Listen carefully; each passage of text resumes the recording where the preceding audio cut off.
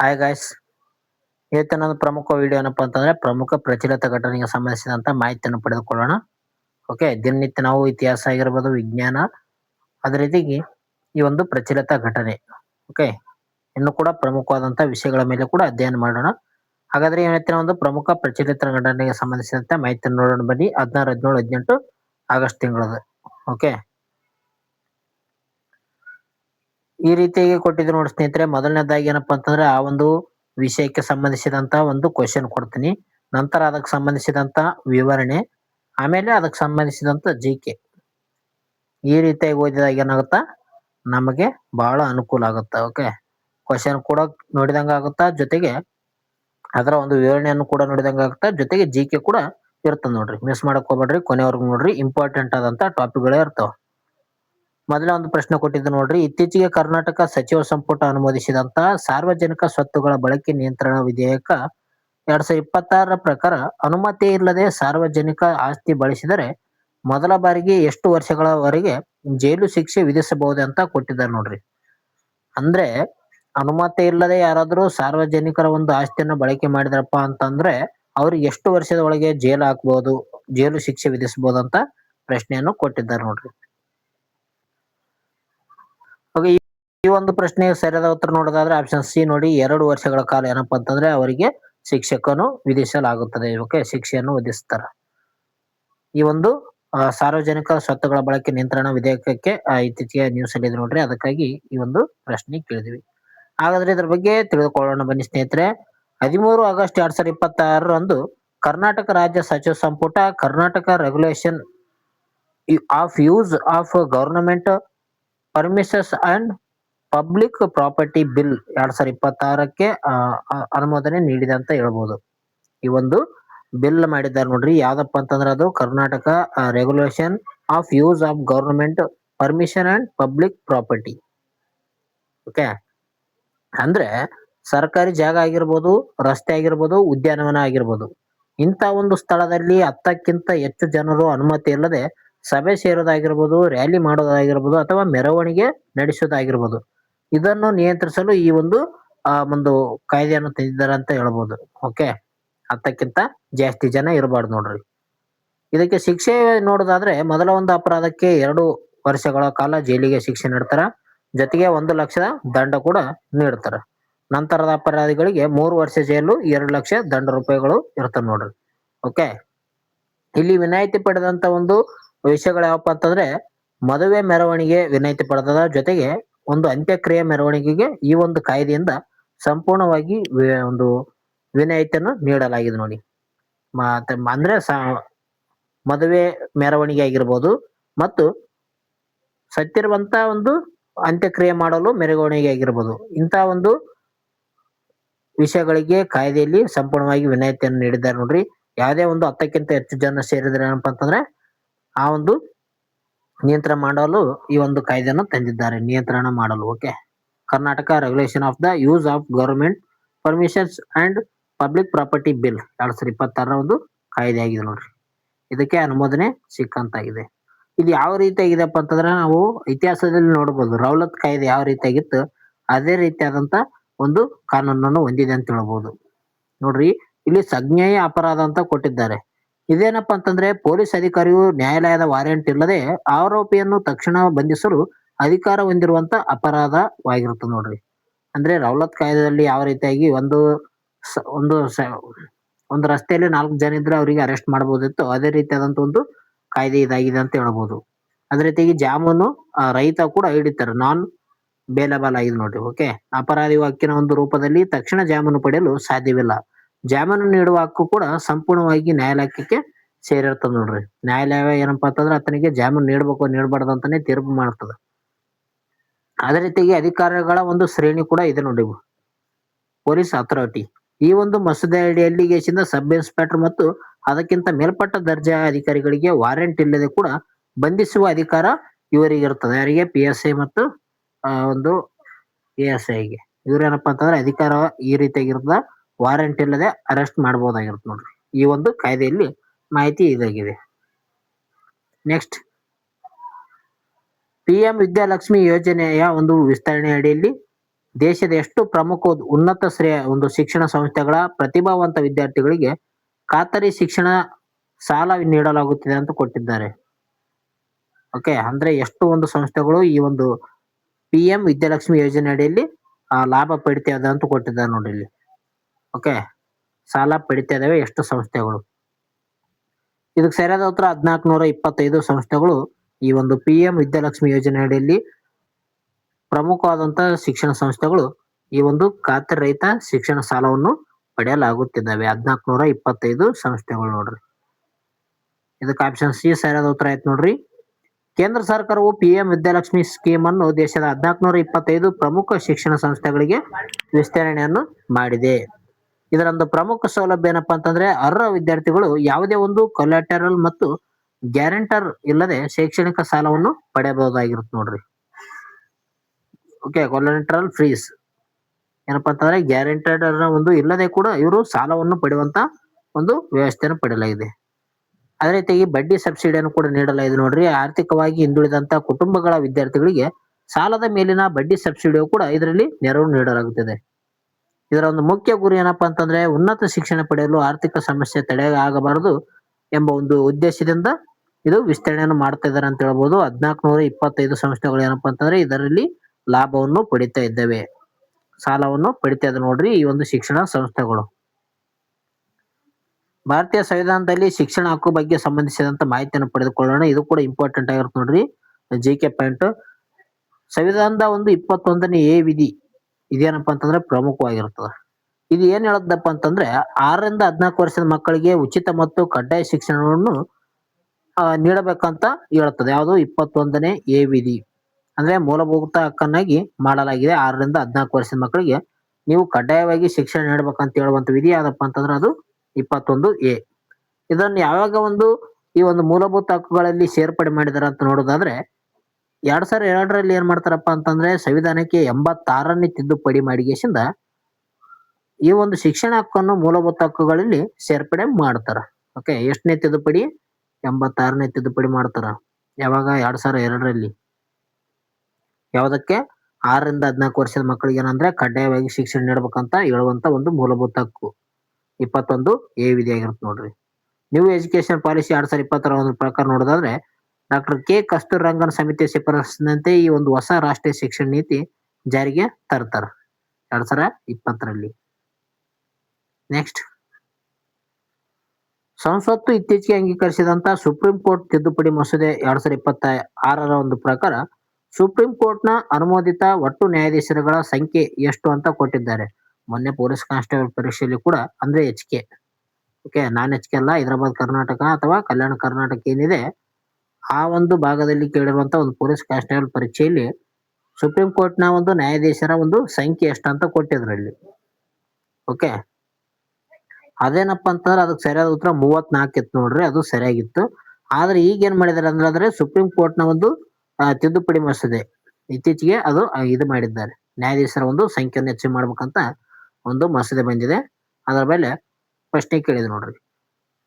Okay, ಒಟ್ಟು ಒಂದು ನ್ಯಾಯಾಧೀಶರ ಸಂಖ್ಯೆ ಎಷ್ಟು ಮಾಡ್ಬೇಕಂತ ಒಂದು ಈ ಒಂದು ತಿದ್ದುಪಡಿ ಮಸೂದೆಯಲ್ಲಿ ನೋಡಿದಾದ್ರೆ 38 ಜನ ನೋಡ್ರಿ.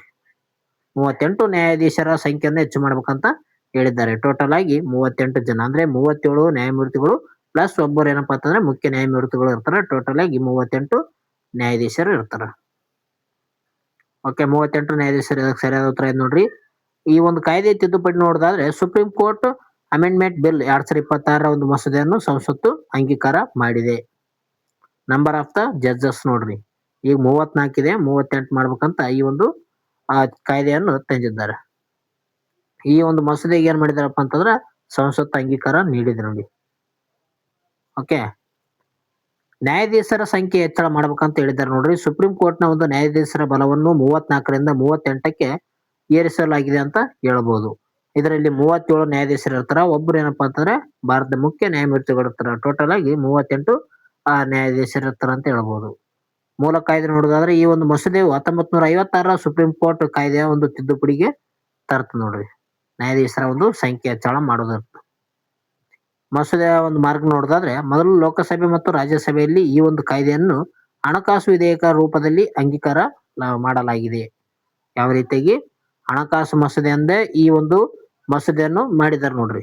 ಓಕೆ, ಯಾಕಪ್ಪ ಅಂತಂದ್ರೆ ಹಣಕಾಸು ಮಸೂದೆ ಅಂದಾಗ ಸ್ಪೀಕರ್ ಏನ್ ಮಾಡ್ತಾರಪ್ಪ ಅಂತಂದ್ರೆ ಆ ಒಂದು ಮಸೂದೆಯನ್ನು ಬೇಗನೆ ರಾಷ್ಟ್ರಪತಿ ಹತ್ರ ಕಳಿಸ್ತಾರ.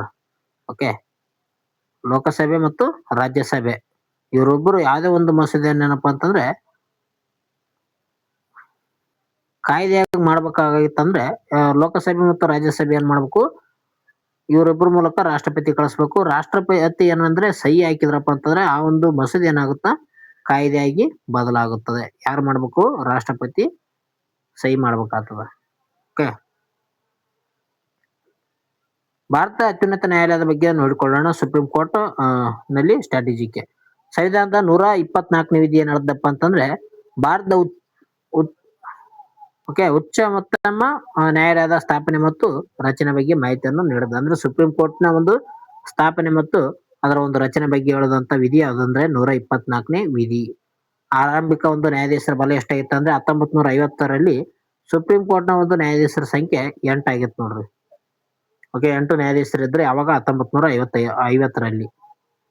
ಈ ಒಂದು ಸುಪ್ರೀಂ ಕೋರ್ಟ್ ನ ನ್ಯಾಯಾಧೀಶರ ಒಂದು ವಯಸ್ಸು ನೋಡೋದಾದ್ರೆ ಅಂದ್ರೆ ವಯಸ್ಸು ಮತ್ತು ಅವಧಿ ನೋಡೋದಾದ್ರೆ ಇವರ ಒಂದು ವಯಸ್ಸು ಎಷ್ಟಾಗಿರ್ಬೇಕಂದ್ರೆ ನ್ಯಾಯಾಧೀಶರ ಒಂದು ನಿವೃತ್ತಿ ನೋಡ್ರಿ. ಓಕೆ, ನಿವೃತ್ತಿ ಎಷ್ಟಂದ್ರೆ ನ್ಯಾಯಾಧೀಶರ ನಿವೃತ್ತಿ ವಯಸ್ಸು 65 ವರ್ಷಗಳು ಆಗಿರ್ತದ. ಓಕೆ, ಇವರನ್ನು ಕೊಲ್ಜಿಯಂ ಶಿಫಾರಸ್ಸಿನಂತೆ ರಾಷ್ಟ್ರಪತಿಗಳು ಏನ್ ಮಾಡ್ತಾರೆ ಅಂದ್ರೆ ನೇಮಕ ಮಾಡ್ತಾರೆ. ಯಾರಿಗೆ, ಈ ಒಂದು ಸುಪ್ರೀಂ ಕೋರ್ಟ್ ನ ನ್ಯಾಯಾಧೀಶರಿಗೆ. ಓಕೆ, ಸುಪ್ರೀಂ ಕೋರ್ಟ್ ನ ನ್ಯಾಯಾಧೀಶರ ಒಂದು ವಯಸ್ಸಿನ ಒಂದು ಎಷ್ಟಪ್ಪ ಅಂತಂದ್ರೆ 65 ವರ್ಷ ಇರ್ತದ. ಅದೇ ಹೈಕೋರ್ಟ್ ಅಂತ ಇತ್ತಂದ್ರೆ 62 ವರ್ಷ ನೋಡ್ರಿ. ಹೈಕೋರ್ಟ್ 62 ವರ್ಷ, ಸುಪ್ರೀಂ ಕೋರ್ಟ್ 65 ವರ್ಷದವರೆಗೆ ಇವರು ನಿವೃತ್ತಿ ವಯಸ್ಸಿರ್ತದ. ನೆಕ್ಸ್ಟ್, ಇದು ಕೂಡ ಇದರ ಬಗ್ಗೆ ಆಲ್ರೆಡಿ ನಾನು ಹೇಳಿದ್ದೀನಿ, ಆದ್ರೂ ಕೂಡ ಇದು ನ್ಯೂಸ್ ಅಲ್ಲಿ ಇತ್ತು, ಸ್ವಲ್ಪ ರಿವಿಷನ್ಗಾಗಿ ತೊಂದಿದ್ ನೋಡ್ರಿ. ಭಾರತದ ಪ್ರತಿ ವರ್ಷ ರಾಷ್ಟ್ರೀಯ ಕೈಮಗ್ಗ ದಿನವನ್ನು ಯಾವ ಒಂದು ದಿನಾಂಕದಂದು ಆಚರಣೆ ಮಾಡುತ್ತಾರೆ. ರಾಷ್ಟ್ರೀಯ ಕೈಮಗ್ಗ ದಿನದ ಬಗ್ಗೆ ನಾನು ಆಲ್ರೆಡಿ ಹೇಳಿದ್ದೀನಿ, ಆದ್ರೂ ಕೂಡ ಇನ್ನೊಂದ್ಸಲಿ ನ್ಯೂಸ್ ಅಲ್ಲಿ ಕಂಡಿತ್ತು, ಅದಕ್ಕಾಗಿ ಅದರ ಬಗ್ಗೆ ಕೂಡ ಇನ್ನೊಂದ್ಸಲಿ ಹೇಳ್ತಾ ಇದ್ದೀನಿ. ಇದಕ್ಕೆ ಸರಿಯಾದ ಉತ್ತರ ಆಗಸ್ಟ್ 7ನೇ ತಾರೀಕು ಏನ್ ಮಾಡ್ತಾರ ಅಂದ್ರೆ ರಾಷ್ಟ್ರೀಯ ಕೈಮಗ್ಗ ದಿನವನ್ನಾಗಿ ಆಚರಣೆ ಮಾಡ್ತಾರ. ಆಗಸ್ಟ್ 7ನೇ ತಾರೀಕು. ಆಗಸ್ಟ್ 7 ಸರಿಯಾದ ಉತ್ತರ ಏನ್ ನೋಡ್ರಿ. 1905ರ ಒಂದು ಆಗಸ್ಟ್ 7ರಂದು ಕಲ್ಕತ್ತಾದ ಒಂದು ಟೌನ್ ಹಾಲ್ ನಲ್ಲಿ ಸ್ವದೇಶಿ ಚಳವಳಿ ಅಧಿಕೃತವಾಗಿ ಪ್ರಾರಂಭ ಮಾಡಿದ ದಿನವಾಗಿರುತ್ತದೆ. ಅದಕ್ಕಾಗಿ ಪ್ರತಿ ವರ್ಷ ಆಗಸ್ಟ್ 7ನೇ ತಾರೀಕು ರಾಷ್ಟ್ರೀಯ ಒಂದು ಕೈಮಗ್ಗ ದಿನವನ್ನಾಗಿ ಆಚರಣೆ ಮಾಡ್ತಾರ. ಓಕೆ, ಇಲ್ಲಿ ನೋಡ್ಬೋದು ನೀವು ಕೈಮಗ್ಗ ಅಂದ್ರೆ ಯಾವ ರೀತಿಯಾಗಿ ಅಪ್ಡೇಟ್ ಆಗಿರುವಂತ ಮಗ್ಗ ಇದಾಗಿದೆ. ಓಕೆ, ಇದರ ಒಂದು ಆಚರಣೆ ಜಾರಿ ನೋಡೋದಾದ್ರೆ ಭಾರತ ಸರ್ಕಾರವು ಸ್ವದೇಶಿ ಚಳವಳಿಯ ನೆನಪಿಗಾಗಿ 2015ರಿಂದ ಈ ಒಂದು ದಿನವನ್ನು ಆಚರಣೆ ಮಾಡ್ತಾ ಇದ್ದಾರೆ. ಅಂದ್ರೆ ಆಗಸ್ಟ್ 7ನೇ ತಾರೀಕರಂದು ರಾಷ್ಟ್ರೀಯ ಕೈಮಗ್ಗ ದಿನವನ್ನಾಗಿ ಆಚರಣೆ ಮಾಡ್ತಾ ಇದ್ದಾರೆ. ಯಾವಾಗ್ಲೇಶಿಂದ 2015ರಿಂದ 2026ರ ಒಂದು ವಿಶೇಷತೆ ನೋಡೋದಾದ್ರೆ ಈ ಒಂದು ವರ್ಷ ರಾಷ್ಟ್ರೀಯ ಕೈಮಗ್ಗ ದಿನದ ಒಂದು ಎಷ್ಟನೇ ಒಂದು ಅವಧಿ ಅಂದ್ರೆ ಅದು 12ನೇ ವರ್ಷ ನೋಡ್ರಿ. 12ನೇ ರಾಷ್ಟ್ರೀಯ ಕೈಮಗ್ಗ ದಿನವನ್ನಾಗಿ ದೇಶದಾದ್ಯಂತ ಅತ್ಯಂತ ವಿಜೃಂಭಣೆಯಿಂದ ಆಚರಣೆ ಮಾಡ್ತಾ ಇದ್ದಾರೆ. 2026ರಲ್ಲಿ ಮಾಡ್ತಿರೋದು ಎಷ್ಟನೇ ಒಂದು ರಾಷ್ಟ್ರೀಯ ಕೈಮಗ್ಗ ದಿನ ಅಂತ ನೋಡೋದಾದ್ರೆ 12ನೇ ರಾಷ್ಟ್ರೀಯ ಕೈಮಗ್ಗ ದಿನವನ್ನಾಗಿ 2026ರಲ್ಲಿ ಆಚರಣೆ ಮಾಡ್ತಾ ಇದ್ದಾರೆ. ಇದರ ಒಂದು ಮುಖ್ಯ ಉದ್ದೇಶ ಏನಪ್ಪಾ ಅಂತಂದ್ರೆ ಸ್ಥಳೀಯ ಕೈಮಗ್ಗ ನೇಕಾರರಿಗೆ ಪ್ರೋತ್ಸಾಹ ನೀಡುವುದು ಜೊತೆಗೆ ಭಾರತೀಯ ಒಂದು ಸಂಸ್ಕೃತಿಯನ್ನು ಎತ್ತಿ ಹಿಡಿಯುವುದು ಇದರ ಒಂದು ಉದ್ದೇಶವಾಗಿರುತ್ತದೆ. ಓಕೆ, ಇಲ್ಲಿ ರಾಷ್ಟ್ರೀಯ ಕೈಮಗ್ಗ ದಿನ ಯಾವಾಗ ಅಂದ್ರೆ ಅದು ಆಗಸ್ಟ್ 7ನೇ ತಾರೀಕು ಆಚರಣೆ ಮಾಡ್ತಾರೆ. ಇದು ಗೊತ್ತಿರಬೇಕು. ಯಾವಾಗಿಂದ ಆಚರಣೆ ಮಾಡ್ತಾ ಇದ್ದಾರೆ ಅಂದ್ರೆ 2015ರಿಂದ ಆಚರಣೆ ಮಾಡ್ತಾ ಇದ್ದಾರೆ. ಪ್ರಮುಖವಾಗಿ ಸ್ವದೇಶಿ ಚಳವಳಿ ಯಾವಾಗ 1905ರಲ್ಲಿ ಮಾಡಿದ್ರು. ಯಾರು ಸ್ವದೇಶಿ ಚಳವಳಿ ಯಾಕೆ ಮಾಡ್ತಾರಪ್ಪ ಅಂತಂದ್ರೆ ಭಾರತವನ್ನು ಇಬ್ಬಾಗ ಮಾಡಿದಂತ ಒಂದು ಲಾರ್ಡ್ ಕರ್ಜನ್ ವಿರುದ್ಧ ಈ ಒಂದು ಸ್ವದೇಶಿ ಚಳವಳಿಯನ್ನು ಪ್ರಾರಂಭ ಮಾಡ್ತಾರ. ಲಾರ್ಡ್ ಕರ್ಜನ್ ಮಾಡಿದಂತ ಬಂಗಾಳ ವಿಭಜನೆಯನ್ನು ವಿರೋಧಿಸಿ ಈ ಒಂದು ಚಳವಳಿಯನ್ನು ಪ್ರಾರಂಭ ಮಾಡ್ತಾರೆ ನೋಡ್ರಿ. ಓಕೆ, ಬಂಗಾಳ ವಿಭಜನೆ ಮಾಡಿದಂತ ವ್ಯಕ್ತಿ ಲಾರ್ಡ್ ಕರ್ಜನ್ ಆಗಿದ್ದಾನೆ ನೋಡ್ರಿ. ಮೊನ್ನೆ ಪೊಲೀಸ್ ಕಾನ್ಸ್ಟೇಬಲ್ ಪರೀಕ್ಷೆಯಲ್ಲಿ ಕೂಡ ವಂದಿಸಿ ಬೇರೆ ಅಂತ ಕೊಟ್ಟಿದ್ರು ನೋಡ್ರಿ. ವಂದಿಸಿ ಬೇರೆ ಅಲ್ಲ ಅಂದ್ರೆ ಮೊದಲು ಯಾವ್ದು ನಡೆದಿತ್ತಂತ ಕೇಳಿದ್ರು. ಮೊದಲು ಜಲಿಯನ್ ವಾಲಾಬಾಗ್, ಅದೇ ರೀತಿಯಾಗಿ ಈ ಒಂದು ಸ್ವದೇಶಿ ಚಳವಳಿ ಬಗ್ಗೆ ಕೂಡ ಕೊಟ್ಟಿದ್ರು. ಓಕೆ, ಬಂಗಾಳ ವಿಭಜನೆ 1905ರಲ್ಲಿ ಆಗಿರುತ್ತೆ ನೋಡ್ರಿ. ಅದೇ ರೀತಿ ಕರ್ನಾಟಕದ ಪ್ರಮುಖ GI ಸೀರೆಗಳು ಯಾವಪ್ಪ ಅಂತಂದ್ರೆ ಇಳಕಲ್ ಸೀರೆ, ಮೈಸೂರು ಸಿಲ್ಕ್, ಮೊಳಕಾಲ್ಮೂರು ಸೀರೆ ಮತ್ತು ಉಡುಪಿ ಸೀರೆಗಳಿಗೆ GI ಟ್ಯಾಗ್ ಮಾನ್ಯತೆ ನೀಡಲಾಗಿದೆ ನೋಡಿ. ಜಿಯೋಗ್ರಾಫಿಕಲ್ ಇಂಡಿಕೇಶನ್ ಅಂತ ನಾವು ಕರಿತೀವಿ. 10 ವರ್ಷಗಳ ಕಾಲ ಇದರ ಒಂದು ವ್ಯಾಲಿಡಿಟಿ ಇರುತ್ತದೆ. ಅದೇ ರೀತಿಯಾಗಿ ನೇಕಾರರ ಸಮ್ಮಾನ್ ಯೋಜನೆ ಕೂಡ ಜಾರಿಗೆ ತಂದಿದ್ದಾರೆ ನೋಡ್ರಿ. ಕರ್ನಾಟಕ ಸರ್ಕಾರವು ಕೈಮಗ್ಗ ನೇಕಾರರಿಗೆ ಆರ್ಥಿಕ ನೆರವು ನೀಡಲು ನೇಕಾರ ಸಮ್ಮಾನ್ ಯೋಜನೆಯನ್ನು ಜಾರಿಗೆ ತಂದಿದೆ. ಯಾರಿಗೆ? ಕರ್ನಾಟಕ ಸರ್ಕಾರ ಜಾರಿಗೆ ತಂದಿರುವಂತ ಒಂದು ಯೋಜನೆ ಯಾವ್ದಂದ್ರೆ ಅದು ನೇಕಾರ ಸಮ್ಮಾನ್ ಯೋಜನೆ. ನೆಕ್ಸ್ಟ್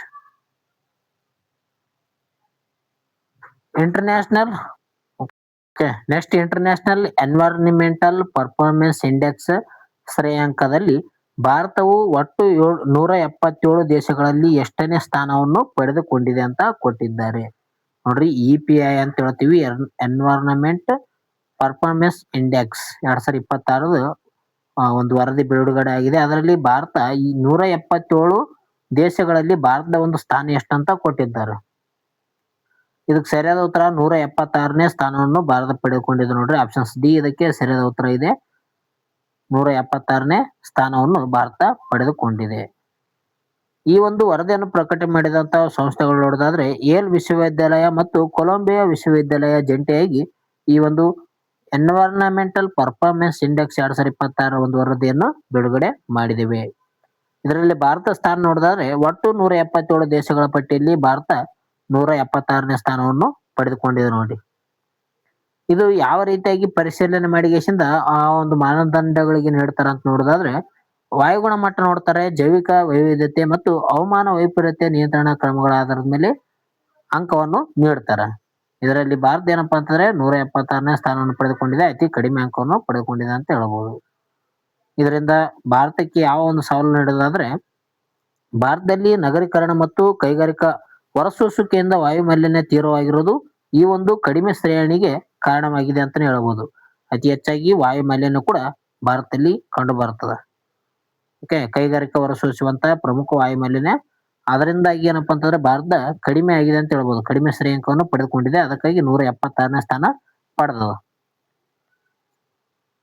ಪ್ರಮುಖ ಪರಿಸರ ಕಾಯ್ದೆಗಳ ಮತ್ತು ದಿನಗಳ ಬಗ್ಗೆ ನೋಡಿಕೊಳ್ಳೋಣ. ಮೊದಲನೇದಾಗಿ ಏನಪ್ಪಾ ಅಂತಂದ್ರೆ ಪರಿಸರ ಸಂರಕ್ಷಣಾ ಕಾಯ್ದೆ ನೋಡ್ರಿ, ಇದು ಕೂಡ ಇಂಪಾರ್ಟೆಂಟ್. ಪರಿಸರ ಸಂರಕ್ಷಣಾ ಕಾಯ್ದೆ ಯಾವಾಗ 1986ರಲ್ಲಿ ಬರ್ತದ. ಓಕೆ, ನೋಟ್ ಮಾಡ್ಕೊಡ್ರಿ. ಪರಿಸರ ಸಂರಕ್ಷಣಾ ಕಾಯ್ದೆ ಯಾವಾಗ 1986. ಇದರ ಪ್ರಕಾರ ಏನಪ್ಪಾ ಅಂತಂದ್ರೆ ಆ ಒಂದು ಸಮಯದಲ್ಲಿ 1984ರಲ್ಲಿ ಭೂಪಾಲ್ ಅನಿಲ ದುರಂತ ನಂತರ ಭಾರತದಲ್ಲಿ ಈ ಒಂದು ಸಮಗ್ರ ಕಾಯ್ದೆಯನ್ನು ಜಾರಿಗೆ ತರ್ತಾರೆ. ಯಾವಾಗ ಅಂದ್ರೆ 1984ರಲ್ಲಿ ಏನಾಗಿರುತ್ತೆ ಅಂದ್ರೆ ಡಿಸೆಂಬರ್ 2ನೇ ತಾರೀಕು ಅಥವಾ 3ನೇ ತಾರೀಕು ಏನಾಗಿರುತ್ತಪ್ಪ ಅಂತಂದ್ರೆ ಮಧ್ಯಪ್ರದೇಶದ ಒಂದು ಭೂಪಾಲ್ನಲ್ಲಿ ಮೀಥೇಲ್ ಐಸೋಸೈನೇಟ್ ಎಂಬ ಒಂದು ರಾಸಾಯನಿಕದಿಂದ ಏನಂದ್ರೆ ಸ್ಫೋಟವಾಗಿರ್ತದ. ಅದಕ್ಕಾಗಿ ಅಲ್ಲಿ ಅನೇಕ ಜನರು ಸಾವನ್ನಪ್ಪುತ್ತಾರೆ. ಅದಕ್ಕಾಗಿ ಈ ಒಂದು ಪರಿಸರ ಸಂರಕ್ಷಣಾ ಕಾಯ್ದೆ 1986 ಒಂದು ಕಾಯ್ದೆಯನ್ನು ತರುತ್ತಾರೆ ನೋಡ್ರಿ. ಅದೇ ರೀತಿ ವಿಶ್ವ ಪರಿಸರ ದಿನ ನೋಡ್ರಿ, ಮೊನ್ನೆ ವಿಶ್ವ ಪರಿಸರ ದಿನದ ಒಂದು ಥೀಮ್ ಕೂಡ ಕೇಳಿದ್ರು HKದಲ್ಲಿ. 1976 ಸ್ಟಾಕ್ಹೋಮ್ ಸಮ್ಮೇಳನದ ನೆನಪಿಗಾಗಿ ಪ್ರತಿ ವರ್ಷ ಏನ್ ಮಾಡ್ತಾರೆ ಅಂದ್ರೆ ಜೂನ್ 5ನೇ ತಾರೀಕರಂದು ವಿಶ್ವ ಪರಿಸರ ದಿನವನ್ನಾಗಿ ಆಚರಣೆ ಮಾಡ್ತಾರ. ಓಕೆ, ಅದೇ ರೀತಿಯಾಗಿ CCPI ಸೂಚ್ಯಂಕ ಕ್ಲೈಮೇಟ್ ಚೇಂಜ್ ಪರ್ಫಾರ್ಮೆನ್ಸ್ ಇಂಡೆಕ್ಸ್ ಅಂತ ನಾವು ಕರಿತೀವಿ. ಇದರಲ್ಲಿ ಭಾರತ ವಿಶ್ವದ ಪ್ರಮುಖ ಟಾಪ್ 10 ದೇಶಗಳ ಒಂದು ಸ್ಥಾನವನ್ನು ಪಡೆದಿದೆ ಅಂತ ಹೇಳ್ಬೋದು. ಓಕೆ, ಟಾಪ್ 10 ದೇಶಗಳಲ್ಲಿ ಭಾರತ ಕೂಡ ಇದೆ ಕ್ಲೈಮೇಟ್ ಚೇಂಜ್ ಪರ್ಫಾರ್ಮೆನ್ಸ್ ಇಂಡೆಕ್ಸ್ ನಲ್ಲಿ.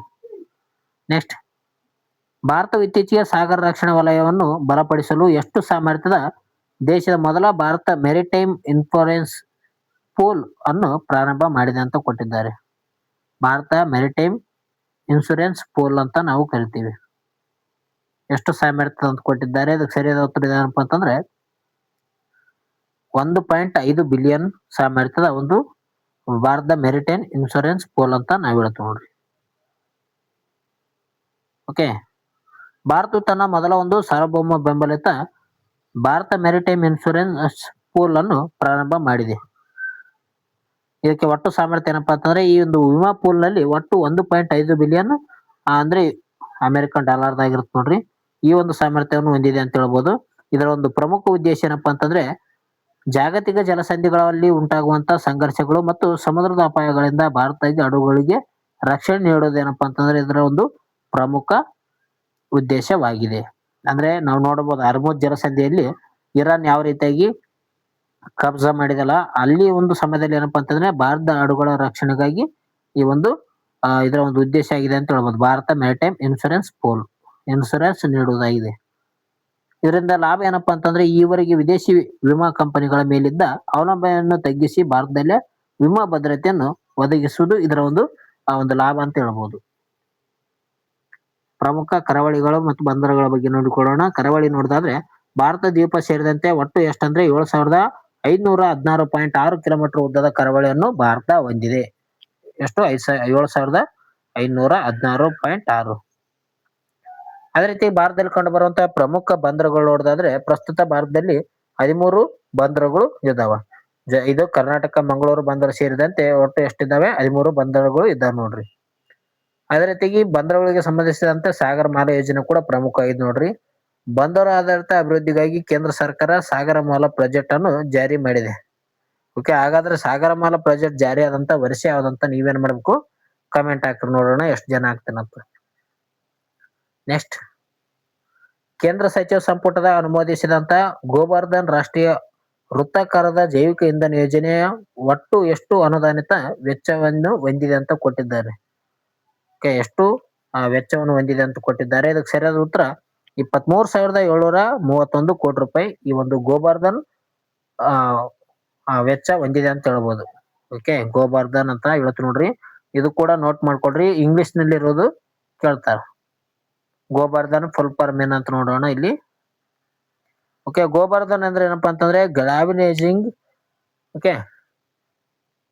ಗ್ಲಾವಿನೇಜಿಂಗ್ ಆರ್ಗಾನಿಕ್ ಅಂಡ್ ಬಯೋ ಆರ್ಗೋ ರಿಸೋರ್ಸ್ ದಾನ್ ಸ್ಕೀಮ್ ಅಂತ ಕರಿತಾರೆ ನೋಡ್ರಿ. ಇದರಲ್ಲಿ ಟೋಟಲ್ ಆಗಿ 23,731 ಕೋಟಿ ವೆಚ್ಚವನ್ನು ಮಾಡ್ತಾ ಇದ್ದಾರೆ 2026-27ರಿಂದ 2035-36ವರೆಗೆ. ಇದು 10 ವರ್ಷಗಳ ಕಾಲ ಅನುಷ್ಠಾನಗೊಳ್ಳಲಿದೆ ನೋಡಿ. ಎಷ್ಟು ವರ್ಷಗಳ ಕಾಲ? 10 ವರ್ಷಗಳ ಕಾಲ.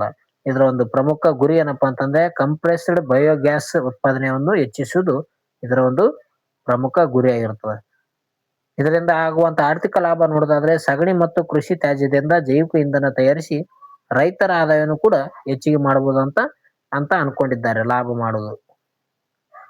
ಇದಕ್ಕೆ ಸಂಬಂಧಿಸಿದಂತ ಮಾಹಿತಿ ನೋಡೋದಾದ್ರೆ ಮೀಥೇನ್ ಅನಿಲ ಅಂತ ಹೇಳ್ತೀವಿ. ಇದರ ಒಂದು ಸೂತ್ರ ನೋಡೋದಾದ್ರೆ CH4 ನೋಡ್ರಿ.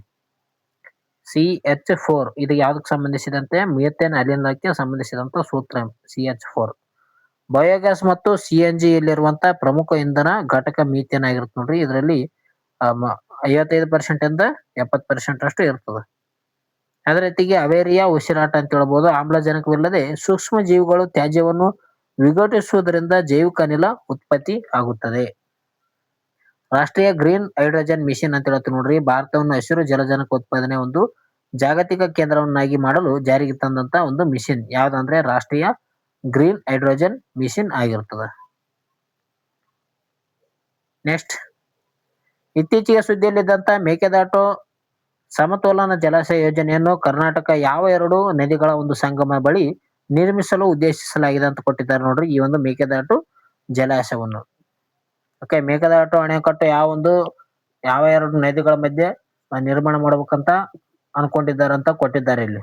ಇದು ಕೂಡ ಇಂಪಾರ್ಟೆಂಟ್ ನೋಡ್ರಿ, ಪರೀಕ್ಷೆಯಲ್ಲಿ ಕೇಳಿರುವಂತ ಸಾಧ್ಯತೆ ಇರುತ್ತೆ. ಯಾಕಂದ್ರೆ ಒಂದು ಕಾವೇರಿ ನದಿ ನ್ಯೂಸ್ ಅಲ್ಲಿ ಇದೆ.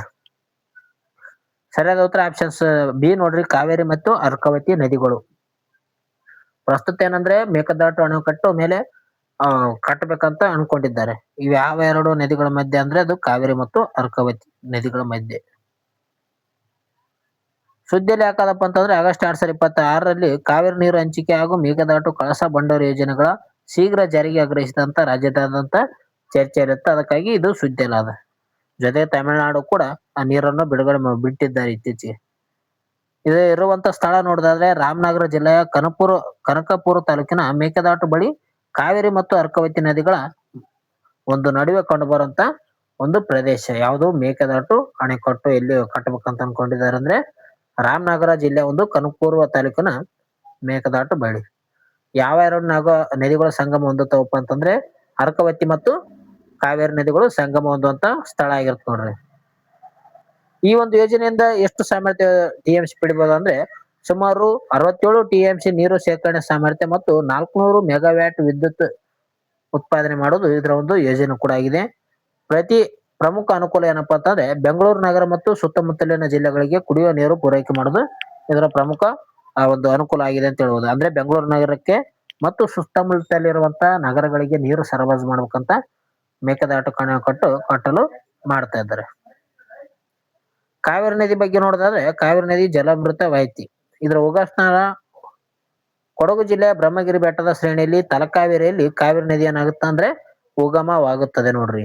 ಇದರ ಒಂದು ಪ್ರಮುಖ ಉಪನದಿಗಳು ಹಾರಂಗಿ, ಹೇಮಾವತಿ, ಲಕ್ಷ್ಮಣ ತೀರ್ಥ, ಕಪಿಲಾ, ಶಿಂಷಾ, ಅರ್ಕಾವತಿ, ಸವರ್ಣವರ್ತಿ ಅಂತ ನಾವು ಕರಿತೀವಿ. ಈ ಒಂದು ಕಪಿಲಾ ನದಿಗೆ ಕಬಿನಿ ನದಿ ಎಂದು ಕೂಡ ಕರಿತಾರೆ ನೋಡ್ರಿ. ಪ್ರಮುಖವಾಗಿ ನೋಡ್ಕೋಬೇಕು. ಕಾವೇರಿ ನದಿಯ ಒಂದು ಉಪನದಿಗಳ ಮೇಲೆ ಕೂಡ ಪ್ರಶ್ನೆ ಆಗಿದ್ದಾವ. ಪ್ರಮುಖ ಒಂದು ಕಾವೇರಿ ನದಿಯ ಒಂದು ಜಲಪಾತಗಳು ನೋಡೋದಾದ್ರೆ ಶಿವನ ಸಮುದ್ರ ಜಲಪಾತ ಅಂತ ಹೇಳ್ತೀವಿ. ಜೊತೆಗೆ ಹೊಗೇನಕಲ್ ಜಲಪಾತ. ಶಿವನ ಸಮುದ್ರ ಜಲಪಾತ ಅಂದ್ರೆ ಇವು ಗಗನ ಚುಕ್ಕಿ ಮತ್ತು ಭರಚುಕ್ಕಿ ಇರ್ತಾವ ನೋಡ್ರಿ. ನೆಕ್ಸ್ಟ್ ಪ್ರಮುಖವಾಗಿ ಆನ್ಲೈನ್ ಸಿದ್ಧ ನೋಡ್ರಿ. ಇಂದ್ರಜಾಲ್ ರೇಂಜ್ ADPV ಗೃಹ ಸಚಿವಾಲಯದಿಂದ 155 ಕೋಟಿ ಆರ್ಡರ್ ಪಡೆದಂತ ಭಾರತ ಮೊದಲ ಕೌಂಟರ್ ಡ್ರೋನ್ ಆಗಿದೆ ನೋಡ್ರಿ. ಓಕೆ, ಇಂದ್ರಜಾಲ್ ರೇಂಜರ್ ಪೋರ್ಟಲ್ ವೆಹಿಕಲ್ ಅಂತ ನಾವು ಕರಿತೀವಿ. ಇದು ಕೂಡ ನೆನಪಲ್ಲಿ ಇಟ್ಕೊಡ್ರಿ. ಸೆಬಿಯ ಹೊಸ ಪೋರ್ಟಲ್ ನೋಡ್ರಿ. ಸೆಬಿ ಅಧ್ಯಕ್ಷರು ತುಕೈನ್ ಪಾಂಡೆ ಅವರು ಏನಪ್ಪಾ ಅಂತಂದ್ರೆ ಅವರಿಂದ ಸೆಬಿಯ ಇನ್ಕ್ರೆಡ್ ರಿಪೋರ್ಟಿಂಗ್ ಮತ್ತು ಸೈಬರ್ ಸುರಕ್ಷಾ ಪೋರ್ಟಲ್ಗಳ ಒಂದು ಚಾಲನೆಯನ್ನು ನೀಡಿದ್ದಾರೆ. ಸೈಬರ್ ಸುರಕ್ಷಾ ಒಂದು ಪೋರ್ಟಲ್ ಅನ್ನು ಚಾಲನೆ ಮಾಡಿದಂತ ಒಂದು ಸಂಸ್ಥೆ ಯಾವ್ದಪ್ಪ ಅಂತಂದ್ರೆ ಅದು ಸೆಬಿ ಆಗಿರುತ್ತೆ ನೋಡ್ರಿ. ಓಕೆ, ಇದರ ಒಂದು ಅಧ್ಯಕ್ಷರು ಯಾರಿದ್ರಪ್ಪ ಅಂತಂದ್ರೆ ತುಯಿನ್ ಕಾಂತ್ ಪಾಂಡೆ ಅವರು ಈ ಪ್ರಸ್ತುತ ಸೆಬಿ ಅಧ್ಯಕ್ಷರಿದ್ದಾರೆ ನೋಡ್ರಿ. ನೆಕ್ಸ್ಟ್ ವಿದ್ಯಾರ್ಥಿಯ ಒಂದು ಸಹಾಯ ಹಸ್ತ ಅಂತ ಹೇಳ್ತೀವಿ. ಗ್ರಾಮೀಣ ಭಾಗದ ವಿದ್ಯಾರ್ಥಿಗಳಿಗೆ ಶೈಕ್ಷಣಿಕ ನೆರವು ನೀಡಲು ಕರ್ನಾಟಕ ಸರ್ಕಾರದಿಂದ ವಿದ್ಯಾರ್ಥಿ ಸಹಾಯ ಹಸ್ತವನ್ನು ಯೋಜನೆಯನ್ನು ಜಾರಿಗೆ ತರಲಾಗಿದೆ. ಯಾತಕ್ಕಾಗಿ? ಗ್ರಾಮೀಣದಲ್ಲಿರುವಂತ ವಿದ್ಯಾರ್ಥಿಗಳಿಗಾಗಿ. ನೆಕ್ಸ್ಟ್ ಸತೀಶ್ ಗುಜ್ರಾಲ್ ಸ್ಮರಣೆ. ಖ್ಯಾತ ಕಲಾವಿದ ಸತೀಶ್ ಗುಜ್ರಾಲ್ ಅವರ ಒಂದು ಜನ್ಮ ಮಹೋತ್ಸವದ ನೆನಪಿಗಾಗಿ ಅಂಚೆ ಇಲಾಖೆಯು 5 ಒಂದು ವಿಶೇಷ ಅಂಚೆ ಚೀಟಿಯನ್ನು ಬಿಡುಗಡೆ ಮಾಡಿದೆ. ಅಂದ್ರೆ 5 ರೂಪಾಯಿಯ ಒಂದು ವಿಶೇಷ ಅಂಚೆ ಚೀಟಿಯನ್ನು ಬಿಡುಗಡೆ ಮಾಡಿದೆ ಅಂತ ಹೇಳ್ತೀವಿ. ಯಾರಿಗೋಸ್ಕರವಾಗಿ?